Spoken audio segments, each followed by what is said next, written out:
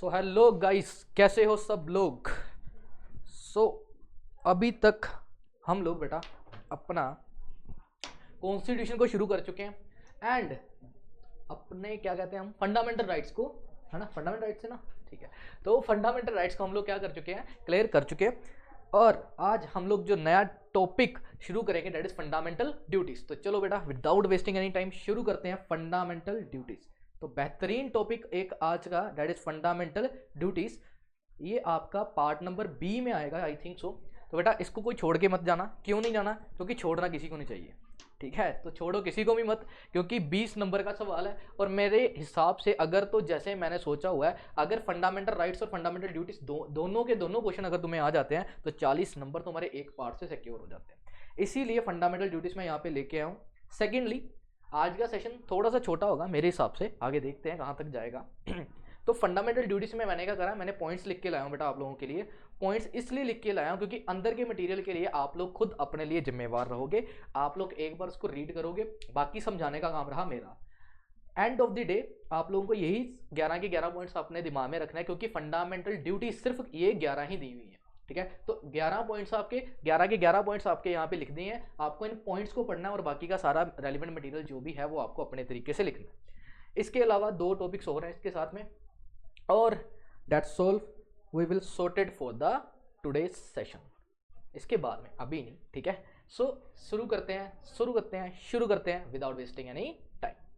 Fundamental duties. Sir fundamental duties क्या होती हैं बेटा? जैसे आपके फंडामेंटल राइट्स दिए हुए हैं वैसे ही तुम्हें फंडामेंटल ड्यूटीज दी गई हैं। सर ड्यूटीज क्या होता है बेटा? तुम्हारे कर्तव्य जिसको तुम लोग बोलते हो। आपकी ड्यूटी है कि आपको भी अपनी कंट्री के लिए ये चीजें परफॉर्म करनी है। क्या करनी है? ड्यूटीज है आपकी कि आपको ये चीजें परफॉर्म करनी है अपनी कंट्री के लिए। तो कंट्री आपको कितना कुछ प्रोवाइड करवा रही है, ठीक है। तो आपका भी कुछ फर्ज बनता है अपनी कंट्री के लिए, आप भी उनके लिए कुछ ना कुछ करोगे। जैसे बाकियों के लिए करते हो ना दिल से, तो वैसे ही कंट्री के लिए भी दिल से ये चीजें आप लोगों को करनी है। These are your fundamental duties. तो जैसे फंडामेंटल राइट्स कंट्री ने हमें दिए थे, इसी तरीके से हमारा भी फर्ज है कि हम कंट्री के लिए कुछ अच्छा करें। तो फंडामेंटल ड्यूटीज कुछ हमारे ऊपर डाली गई हैं जो हमें परफॉर्म करनी रहती है, ठीक है। तो एक एक करके करते हैं स्टार्ट। सबसे पहली चीज बेटा, to abide the constitution and respect it deal the institutional in the national flag and the national anthem. सबसे पहले आप लोगों को 3 चीजों को क्या करना बेटा, अबाइड का मतलब होता है मेरे को 3 चीजें माननी है। पहला, जो कॉन्स्टिट्यूशन में लिखा है हमें उसी के अकॉर्डिंग चलना है, क्योंकि कॉन्स्टिट्यूशन सबसे सुप्रीम है, ठीक है। कॉन्स्टिट्यूशन सबसे सुप्रीम है, तो मेरे को जो कॉन्स्टिट्यूशन में लिखना है उस चीजों को मानना पड़ेगा। क्या करना पड़ेगा? मानना पड़ेगा। तो मानता ना सभी, तो उसी तरीके से क्या करना पड़ेगा, तुम्हें मानना पड़ेगा, कॉन्स्टिट्यूशन की माननी पड़ेगी। दूसरा, मेरे को उन आइडल्स की रिस्पेक्ट करनी है जो इंस्टीट्यूशन बनाए गए हैं। प्लस नेशनल फ्लैग, आपका जो नेशनल फ्लैग है, ठीक है, तिरंगा हमारा, तो उस नेशनल फ्लैग की हमें क्या करनी है बेटा, रिस्पेक्ट करनी है। और नेशनल एंथम में भी हमें क्या होना है, स्टैंड होके उसको रिस्पेक्टफुल तरीके से निभाना है। तो ये पहले नंबर पे उन्होंने फर्स्ट पॉइंट में लिखा है टू अबाइड। 3 चीजें बेटा, कॉन्स्टिट्यूशन को अबाइड करना, मेरे साथ साथ में रिपीट करोगे, कॉन्स्टिट्यूशन को अबाइड करना है। दूसरे नंबर पे नेशनल फ्लैग और नेशनल एंथम, इसकी भी क्या करनी है, हमें रिस्पेक्ट करनी है। अपने फ्लैग की भी रिस्पेक्ट करनी है, अपने नेशनल एंथम की भी क्या करनी है बेटा, रिस्पेक्ट करनी है, ठीक है। तो बोलो Vande Mataram, very good. Next, the cherish and follow the noble ideals, ठीक है। क्या करना है? Cherish and follow the noble ideals, ठीक है, ideals which inspired our national struggles for freedom. मतलब बेटा आपके फ्रीडम फाइटर्स, आपके जो फ्रीडम फाइटर्स थे, जो जिन्होंने अपना खून पसीना बहाकर, ठीक है, इतनी क्या कहते हैं इतनी मेहनत कर कर, या मैं बोल सकता हूँ कि इतना जज्बा लेकर हमारे देश को आज़ाद करवाया, ठीक है। फ्रीडम फाइटर्स, ठीक है, भगत सिंह, ठीक है, भगत सिंह, राजगुरु, सुखदेव, ठीक है ना। तो फ्रीडम फाइटर्स थे ये लोग, ठीक है। लाल बहादुर शास्त्री जी, ठीक है ना। तो इन सभी ने क्या करा था, ठीक है, हमारे देश को, ऐसे बड़े सारे फ्रीडम फाइटर्स थे जिन्होंने हमारे देश को क्या करवाया था बेटा, क्या करवाया था, आज़ाद करवाने में बड़ी ज़्यादा हेल्प करी थी। उनके जो नोबल आइडियाज़ हैं, उनकी जो आइडियोलॉजी थी, उस आइडियोलॉजी को हम लोगों को क्या करना बेटा, फॉलो करना है। और उस आइडियोलॉजी के साथ में हमें सारा का सारा सिस्टम अपना चलाना है। तो चेरिश एंड फॉलो करनी है उनकी आइडियोलॉजी, क्योंकि उनको याद करना है, उनको नमन करना है, क्योंकि उन्हीं की वजह से हम लोग यहाँ पे आज खड़े हैं, ठीक है। तो उन्होंने हमें आज़ादी दिलवाई थी, जो वो आइडियाज़ फॉलो करते थे, हमें उनकी रिस्पेक्ट करनी है, हमें उन्हीं आइडियाज़ को फॉलो करना है। ये हमारी फंडामेंटल ड्यूटीज है जो यहाँ पे डाली गई है। Then uphold and protect the sovereignty, unity and integrity. Sir इन तीनों का मतलब, सोवर्निटी बेटा सुप्रीम, सुप्रीम का मतलब होता है जिसकी सबसे ज़्यादा पावर है। घर में कैसी किसकी पावर सबसे ज़्यादा चलती है ना मम्मी की। तो जैसे ही सुप्रीम पावर है तो हमारे कॉन्स्टिट्यूशन की पावर क्या है, सुप्रीम है, सबसे ज़्यादा सोवरियन बना के रखना है। दूसरे नंबर पे यूनिटी, सभी के बीच में यूनिटी बना के रखनी है, ठीक है, यूनिटी से काम चले। और इंटीग्रिटी, अखंड भारत, अखंड भारत का मतलब है कि आखिर भारत में अलग अलग रिलीजन के अलग अलग तरीके के लोग रहते हैं, लेकिन फिर भी हम लोग सब लोग इकट्ठे मिलके रहेंगे, इंटीग्रिटी मेंटेन करके रखेंगे। तो ये हमारी ड्यूटी है कि हमें सोवर्निटी, यूनिटी एंड इंटीग्रिटी, क्या बोला मैंने, सोवर्निटी, यूनिटी एंड इंटीग्रिटी, तीन चीजों को क्या करना बेटा, अपहोल्ड और प्रोटेक्ट करके रखना है। 3 पॉइंट यहां पे इजीली हमारे कवर हो चुके हैं। एक तो नेशनल एंथम और नेशनल फ्लैग और कॉन्स्टिट्यूशन की क्या करनी है बेटा, उसको अवॉइड करना है। दूसरे नंबर पे मैंने बोला था जो हमारे फ्रीडम फाइटर्स जो आइडियोलॉजी लेके आए थे उसको चेरिश करना, उसको फॉलो करना हमें। और थर्ड वन, प्रोटेक्ट करना हमें सोवर्निटी, इंटीग्रिटी एंड यूनिटी। इधर इधर इधर मेरी तरफ, हाँ कहाँ गुम हो जाता तू, ख्यालों में मत रहा कर, ठीक है, ख्याली पुलाव मत पकाया कर। चलो आ जाओ बेटा वापस। तो क्या करना हमें, अपहोल्ड करना, प्रोटेक्ट करना, सोवर्निटी, इंटीग्रिटी एंड यूनिटी, ठीक है। Next one, defend the country. बेटा डिफेंड करना है तुम लोगों को, क्या करना है, डिफेंड करना है कंट्री को। And render national services when called upon. अगर एग्जांपल ले रहा हूं, जैसे वॉर का टाइम आ जाता है, ठीक है, वॉर का टाइम आ जाता है, या फिर कुछ ऐसी इमरजेंसी की सिचुएशंस आ जाती हैं जब आपकी जरूरत कंट्री को पड़ जाती है, तब आपको, ठीक है, तब आपको कायर बनकर पीछे नहीं खड़े होना, ठीक है, सीना ठोक कर आगे बढ़ना है और अपनी कंट्री के लिए जो भी आपसे पड़ बढ़े उसको आपको कंट्री को सर्व करना है। तो उन्होंने बोला अपनी कंट्री को डिफेंड करने के लिए आप लोगों को क्या करना पड़ेगा, आगे आना पड़ेगा और सर्विसेज रेंडर करनी है। जब भी आपको कॉल किया जाए, मतलब जब भी आपको बुलाया जाए, तो आपको अपनी कंट्री के लिए खड़े होना है बेटा, पीछे नहीं करना, ठीक है, पीठ नहीं दिखानी अपनी। तो जैसे खड़े होते हो वैसे सीना तान कर वहां पे खड़े होना और अपनी कंट्री को क्या करना है, डिफेंड करना है, ठीक है। उसके बाद में क्या प्रमोट करना है सर, प्रमोट करेंगे बेटा हार्मनी। हार्मनी मतलब सभी के बीच में समानता रहे, किसी को भी हम लोग भेदभाव नहीं करेंगे, हार्मनी रखेंगे। स्पिरिट ऑफ कॉमन ब्रदरहुड, सभी के बीच में भाईचारा रखेंगे, ठीक है बेटा, हार्मनी रखेंगे, भाईचारा रखेंगे। और जो हमारे रिलीजन सेक्टोरल डाइवर्सिटी है, देखो बेटा कंट्री में अलग अलग रिलीजन के अलग अलग तरीके के हम लोग रहते हैं, ठीक है ना, अलग अलग रिलीजन के लोग हैं, ठीक है, अलग अलग कास्ट के लोग हैं, तो अलग अलग धर्मों के लोग हैं, ठीक है, अलग अलग तरीके से हम लोग रहते हैं। तो हमारा जो कंट्री का सिस्टम वो डाइवर्सिफाइड है अलग अलग लोगों से। लेकिन हमें क्या करना है, इसके बावजूद हमें क्या करना है, इकट्ठे रह के अपने भाईचारे को, ठीक है, बीच में रखना है। और साथ में रिनाउंस करना है। रिनाउंस का मतलब होता है छोड़ देना, क्या कर देना, छोड़ देना। सर ये वर्ड्स हमें मत बोला करो, मैंने नहीं बोल रहा हूँ, यहाँ पे लिखा है। रिनाउंस करना है ऐसी प्रैक्टिसेस को जो डेलोगेटरी है to the dignity of the women's, मतलब नारी शक्ति का सम्मान करना बेटा, ठीक है, ऑलवेज रिस्पेक्ट द वुमेन्स, ठीक है।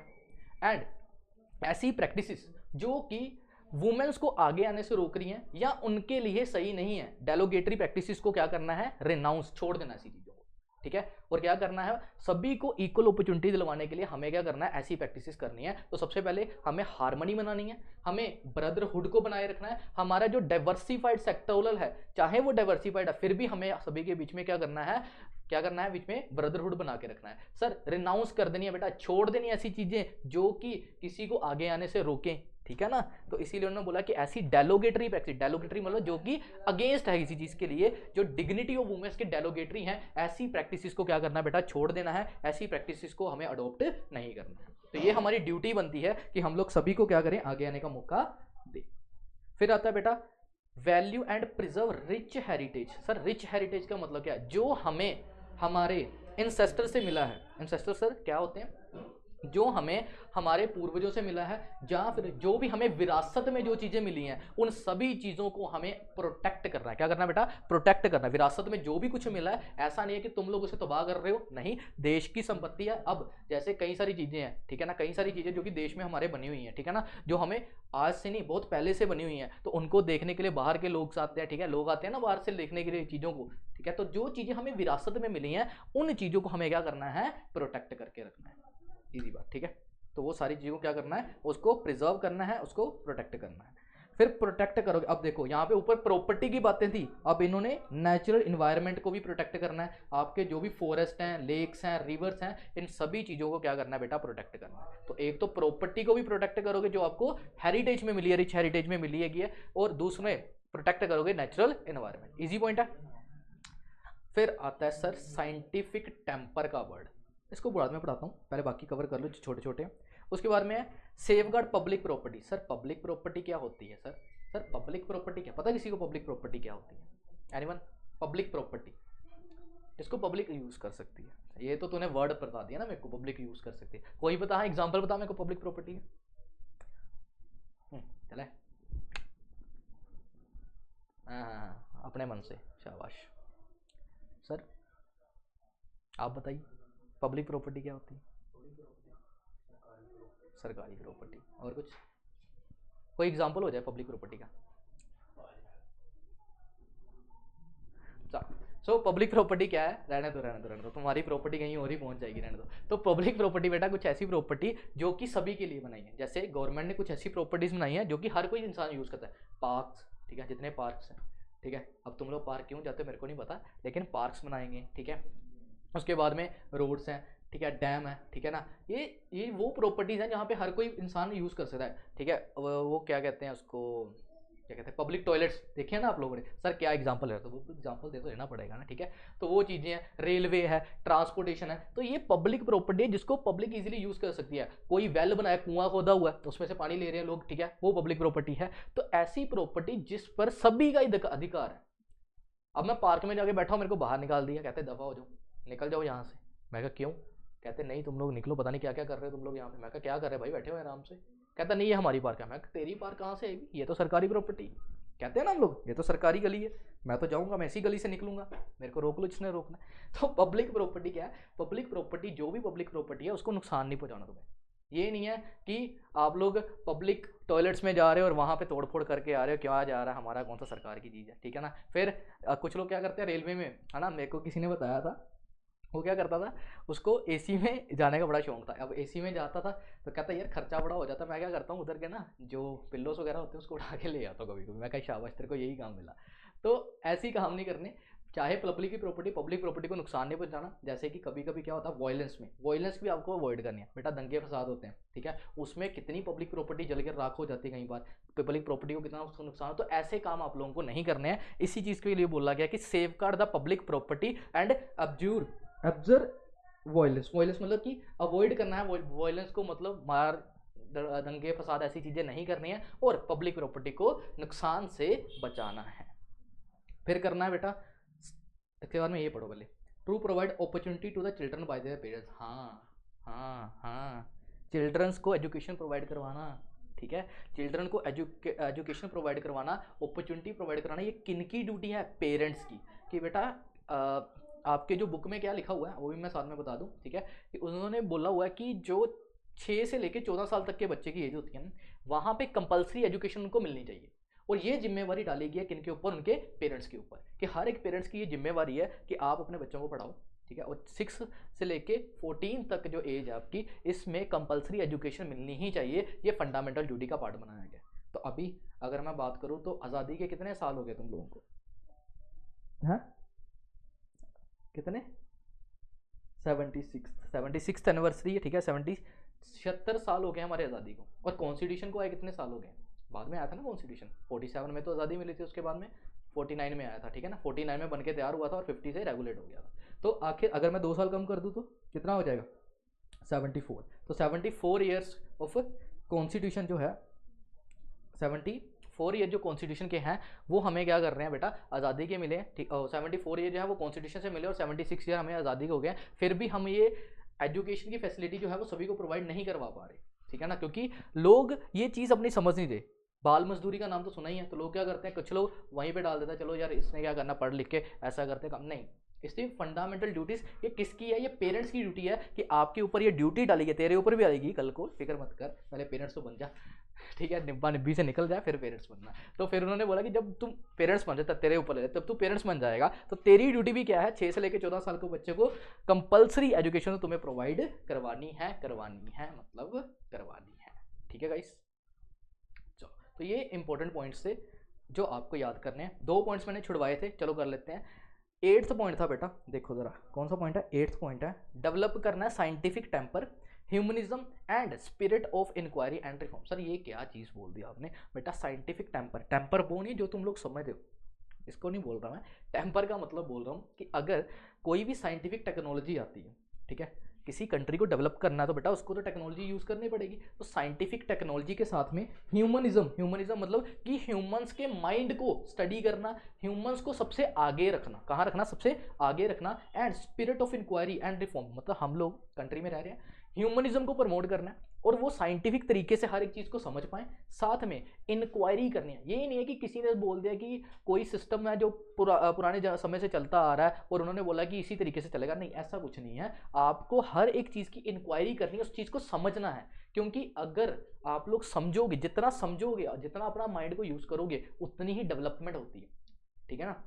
अब किसी ने सोचा था कि ये परिंदे क्यों उड़ते हैं, तो फिर इन्वेंशन किसकी हुई थी, एरोप्लेन की, ठीक है ना। तो ऐसी चीज़ें होती है ना। तो इन्वेंशन कब आती है, जब आप अपना माइंड यूज़ करते हो। तो उन्होंने बोला साइंटिफिक टेक्नोलॉजी को, साइंटिफिक टेम्पर्स यूज़ करने हैं, ह्यूमनिज्म को आगे लेके रखना है, और साथ में हमें इंक्वायरी करनी है, किसकी, इसकी spirit of inquiry and reforms, मतलब जो भी रिफॉर्म्स, जो भी चेंजेस होंगे, और हर एक चीज़ की हमें इंक्वायरी रखनी है, हमें ये अंदर से होना चाहिए कि यार ये चीज़ क्यों हुई, ठीक है ना। और जब ये चीज़ होगी तो इससे डेवलपमेंट होगी साइंटिफिक चीज़ों की। समझ आ गया। तो ये पॉइंट था, थोड़ा सा मेरे को लगता था कि समझने में थोड़ी सी दिक्कत आएगी, इसलिए मैंने बाद में करवाया। And the last one is to strive towards excellence in all spheres in the individuals and collective activity so that constantly rises to higher level and endeavor achieve। मतलब आप लोग कंट्री को डेवलप करने के लिए जो भी काम करो, अपनी जो भी एक्टिविटी परफॉर्म करो, उसको एक्सीलेंस तरीके से करो, अपना काम बेस्ट करो बेटा। एक ही चीज़ है, भाड़ में जाए सारी दुनिया, सीधी सी बात है, भाड़ में जाए सारी दुनिया, आपको जो करना है अपना बेस्ट देके करना है, कोई जो मर्जी बोलता रहे। अगर अपना बेस्ट दोगे तो किसी ना किसी दिन वो दूसरा इंसान भी तुम्हें देख के उस चीज़ को फॉलो करना शुरू कर देगा। लेकिन खुद में अगर आप एक्सीलेंस नहीं दिखाते, कोई भी काम करते हो उसको एक्सीलेंस तरीके से करो। अब मैं जैसे तुम लोगों को बोलता हूँ, तुम लोगों को कितनी बार बोलता हूँ कि जब भी पढ़ने बैठते हो कॉपी तो लेके बैठा करो, करते हो तुम लोग? नहीं सर, हमारा तो माइंड इतना शार्प है, अभी पूछ लो ना 2 पॉइंट तुम लोगों से तो वो तुम्हें याद नहीं होंगे, कॉपी लेके बैठा करो। इसी तरीके से कोई भी काम करना तो एक्सीलेंस तरीके से किया करो, ताकि एक्सीलेंस तरीके से करोगे तब हम लोग उस हायर लेवल पे इंडेवर, जो हम लोगों ने अचीवमेंट, जो अपने गोल्स बनाए हैं, उन लोगों तक, उन चीज़ों तक हम इजीली पहुंच पाएंगे। तो ये हमारे अंदर क्या होनी चाहिए, एक्सीलेंस होनी चाहिए, और हमें अपनी एक्सीलेंस को शो करना है। ये है आपकी फंडामेंटल ड्यूटीज, ठीक है बेटा, ये है फंडामेंटल ड्यूटी। 11 ही ड्यूटीज है, इसके अलावा और ड्यूटीज नहीं है, ठीक है। अब अंदर का मटेरियल आप लोगों को पता कैसे करना है, ठीक है, मैंने आपको ये बता दिया। इसके अलावा आज का जो सेशन करना है हमें, वो किसके बारे में था, किसका था, कहाँ गया PDF, कहाँ गई यार, ये रही। हाँ, तो ये फंडामेंटल ड्यूटीज़ के कुछ इंपॉर्टेंस है। सर फंडामेंटल ड्यूटीज़ के इंपॉर्टेंस मतलब कि फंडामेंटल ड्यूटीज़ के बारे में कुछ बताना, उसकी अच्छाइयों के बारे में बताना है। तो जो आपने अभी ड्यूटीज़ 11 के 11 ड्यूटीज़ पढ़ी हैं, उनको देख के मेरे को क्या क्या लग रहा है उसके बारे में देखना। तो एक एक करके देखते हो। Helpful in attainment of rights, आपके जो राइट्स हैं, पिछला लेक्चर देखा ना, प्रीवियस लेक्चर, उसमें बताए गए थे ना राइट्स। तो राइट्स को अटेन करने के लिए मेरी फंडामेंटल ड्यूटीज ऑल्सो हेल्पफुल है। तो मेरे जो राइट्स हैं उसको अटेन करने के लिए फंडामेंटल ड्यूटीज क्या है, हेल्प करती हैं। These are 2 sided of the coins, जैसे एक सिक्के के 2 पहलू होते हैं, एक हेड एक टेल, इसी तरीके से एक साइड फंडामेंटल राइट्स और एक side fundamental duties, they both are dependent on each other. फिर उसी के तरीके से क्रिएट सेंस ऑफ ड्यूटी, ये हर एक किसी पर्सन के ऊपर एक ड्यूटी इंपोज करता है कि आपको ये काम करना है, ठीक है। जैसे मैंने तुम्हें बोला था कल कॉपी बना के लाया, तुम नहीं ना लाया, तो मैंने ड्यूटी इंपोज करी थी, लेकिन तुम ड्यूटी परफॉर्म नहीं करके आया, है ना। तो इसी तरीके से उन्होंने बोला कि एक फंडामेंटल ड्यूटी जो है वो क्या करती है, आपके ऊपर सेंस क्रिएट करके देती है, सेंस ऑफ ड्यूटी आपके ऊपर क्या करती है बेटा, इंपोज करती है, ठीक है। उसके बाद में कहाँ गया था, अच्छा ठीक है, कोई ना तेरे को वहीं पे आगे पकड़ेंगे किसी दिन, ठीक है।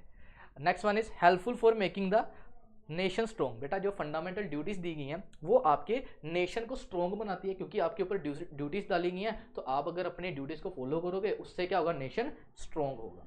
फिर डेफिशिएंसीज इन द कॉन्स्टिट्यूशन, पता क्या था ये डेफिशिएंसी इन कॉन्स्टिट्यूशन, इसको मैं बाद में पढ़ाऊंगा क्रिटिसिज्म के साथ में, ये मैंने मार्क करा है, ठीक है। लास्ट में गाइडिंग प्रिंसिपल है, बेटा ये तुम्हें गाइड करते हैं कि आखिर किस तरीके से तुम्हें अपना काम परफॉर्म करना है। तो गाइडेंस प्रोवाइड कराते हैं क्या, प्रिंसिपल्स, कौन, फंडामेंटल ड्यूटीज हमें गाइडिंग प्रिंसिपल्स के तरीके से काम करते हैं। तो 4 तरीके के हैं, 5th वन मैं करवाता हूँ, अभी 4th वाला छोड़ा ना।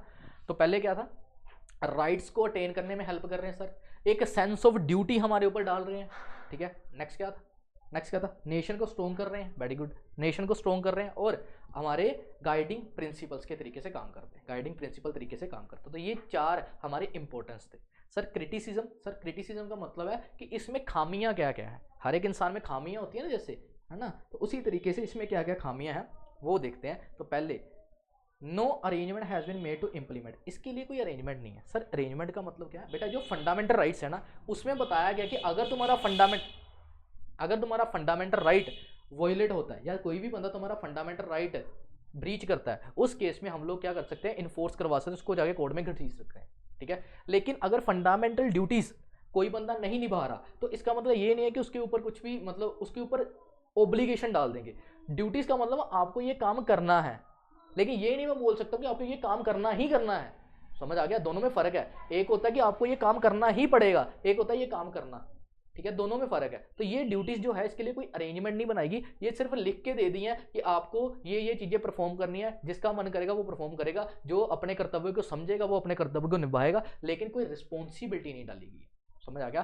तो इसीलिए आपकी बुक में भी यही लिखा हुआ है कि जितनी देर तक इसको इन्फोर्स करवाने के लिए कोई भी आप स्टेप्स नहीं लोगे उतनी देर तक ये सिर्फ एक तरीके की गाइडेंस प्रिंसिपल के तरीके से काम करेंगी, लेकिन इन्फोर्स नहीं हो सकती। दूसरा पॉइंट ये है, हाई आइडल्स है इसमें, मतलब हर किसी को इस ड्यूटीज़ के बारे में नहीं पता। हम कैसे एजुकेट करेंगे दूसरे पर्सन्स को, हम कैसे दूसरे पर्सन्स के ये चीज़ें बताएंगे। अब जो रूरल सेक्टर्स में रह रहे हैं या बैकवर्ड सेक्टर्स में रह रहे हैं, ठीक है, अभी तो रूरल सेक्टर भी कितना डेवलप हो गया, लेकिन पहले की बात है जब ये पॉइंट्स लिखे गए थे तो उन्होंने बोला कि जो रूरल सेक्टर में थे या जो इंसान अभी भी इलिटरेट है, ठीक है, नॉर्मल सेक्टर में भी जो लोग इलिटरेट है उनको नहीं पता फंडामेंटल ड्यूटीज़ के बारे में। तो उनको जब पता ही नहीं है फंडामेंटल ड्यूटीज़ हमारी क्या है तो वो परफॉर्म कहाँ से करें। तो उन्होंने बोला कि एजुकेशन प्रोवाइड करवानी, नॉलेज देनी, किसको, जो बंदे इलिटरेट है, जो बैकवर्ड सेक्टर्स में रह रहे हैं, ये हाई डील्स है, जो मतलब एजुकेटेड लोग हैं उन्हीं को पता फंडामेंटल ड्यूटीज़ के बारे में, ज़्यादा लोगों को नहीं पता। तो हमें पहले उनको नॉलेज, उनको एजुकेट करना पड़ेगा, फिर ही हम फंडामेंटल ड्यूटीज़ क्या करवा सकते हैं, अपनी एलेबोरेट करवा सकते हैं। फिर शेड्यूल 3, किसी को याद हो जब हमने लेक्चर स्टार्ट करा था इसका क्या कहते हैं फंडामेंटल राइट्स का, मैंने बताया था आपके चैप्टर 3 में, ठीक है, फंडामेंटल राइट्स दिए हैं और चैप्टर 4 में ड्यूटी दी गई है, ठीक है। इन्होंने बोला है कि यार ये जो फंडामेंटल राइट्स हैं, ठीक है, ये चैप्टर 3 में है, तो फंडामेंटल ड्यूटीज़ को भी कहाँ पे डालना चाहिए था, चैप्टर 3 में। ये इनका सजेशन है कि it should be included in chapter 3, क्योंकि एक साइड फंडामेंटल राइट्स आएंगे, एक साइड फंडामेंटल ड्यूटीज़, लेकिन फंडामेंटल ड्यूटीज़ को उन्होंने डाल दिया चैप्टर नंबर 4 में। तो अपने मन से इन्होंने पॉइंट बना दिया, तो इसीलिए इन्होंने बोला कि इट शुड बी इंक्लूडेड, कि ये चैप्टर 3 में है, आने चाहिए थे, लेकिन गलती से इसको चैप्टर 4 में इन्होंने डाल दिया हुआ। तो ये एक तरीके से क्रिटिसिज्म है, मेरे को नहीं पता कैसे है लेकिन है। आगे some important duties are left, sir 11 duties हैं, क्या वही ड्यूटीज हैं, बिल्कुल उन्हीं 11 ड्यूटीज को इन्होंने फंडामेंटल ड्यूटीज बोला है, लेकिन और भी कई सारी ड्यूटीज आती हैं, ठीक है ना, उनको इन्होंने फंडामेंटल ड्यूटीज में कवर नहीं करा, इसलिए अभी भी कुछ ड्यूटीज लेफ्ट बची हुई हैं। And last one is complex language, जैसे मैंने बताया था कॉन्स्टिट्यूशन को पढ़ना आसान नहीं है, लेमैन के लिए, लेमैन मतलब नॉर्मल पर्सन उसको नहीं पढ़ सकता, उसकी लैंग्वेज थोड़ी सी क्या है, कम्प्लेक्स है, तो इसलिए उन्होंने बोला यहाँ पे एक क्रिटिसिज्म है फंडामेंटल ड्यूटीज में भी कि वो कम्प्लेक्स तरीके से लिखी गई है, कम्प्लेक्स लैंग्वेज में लिखी गई है। सर ये तो पढ़ा दिया आपने, एक पॉइंट छुड़वाया था उसका मतलब क्या था, मैंने ये बोला ना यहाँ पे कि no arrangement has been made in implement, इसी में उन्होंने बताया था कि कोई अरेंजमेंट नहीं था पहले, ठीक है, और फंडामेंटल ड्यूटीज सिर्फ ऐसे नाम की ड्यूटीज इन्होंने बनाई थी, और बाद में जाके इस चीज़ को हमारे कॉन्स्टिट्यूशन में डाला गया था फंडामेंटल ड्यूटीज़ को, ठीक है, पहले नहीं डाला हुआ था, बाद में डाला। तो फिर उसके बाद में ये चीज़ का लिंकिंग बनी इस पॉइंट के साथ में कि पहले अरेंजमेंट नहीं थी, फिर उसके बाद में इसको हमारे कॉन्स्टिट्यूशन में एज अ फंडामेंटल ड्यूटीज के तरीके से डाला गया चैप्टर नंबर 4 में, और बाद में जितनी क्या थी डेफिशिएंसी थी उसको रिमूव किया गया इंडियन कॉन्स्टिट्यूशन से, कि पहले इंडियन कॉन्स्टिट्यूशन में फंडामेंटल ड्यूटीज को नहीं रखा गया था, सिर्फ नाम की थी, अब इसको चैप्टर नंबर 4 में डाल दिया गया, और जितनी हमारी डेफिशिएंसी आई थी उस डेफिशिएंसी को क्या किया गया, खत्म किया गया, उस कमी को पूरा किया गया, ठीक है। तो कमियों को पूरा करना चाहिए, ठीक है ना, कमियों को पूरा करना चाहिए अपने अंदर की, और किसी के ऊपर गिला शिकवा नहीं रखना चाहिए। तो चलो बेटा आज का सेशन खत्म करते हैं यहीं पे, होप सो अच्छा लगा हो आपको और समझ में आया होगा, हेल्पफुल रहा होगा। तो मैंने समरीज बना के आप लोगों को दे दी है, अंदर का कंटेंट मैंने बता दिया, आप लोगों को सुनना है, और जो लास्ट टाइम पे देखेगा वो इसकी स्पीड फास्ट करके भी यूट्यूब पे बड़ा अच्छा ऑप्शन दिया होता है, ठीक है ना, 1.5 पे, वहाँ पे हम लोग नाचेंगे, देखना, ठीक है, नाचेंगे मतलब कि वो तेज़ कर दोगे तो नाचना ही पड़ेगा ना, तो उसको तेज़ करके स्पीड को तुम लोग सुन लेना और इजीली अपना कवर अप कर लेना यहाँ से, ठीक है गाइस। सो मिलते हैं आपको नेक्स्ट सेशंस में, तब तक के लिए tata bye bye, take care, अच्छे रहो, पढ़ते रहो, ठीक है, हंसते रहो और याद करते रहो।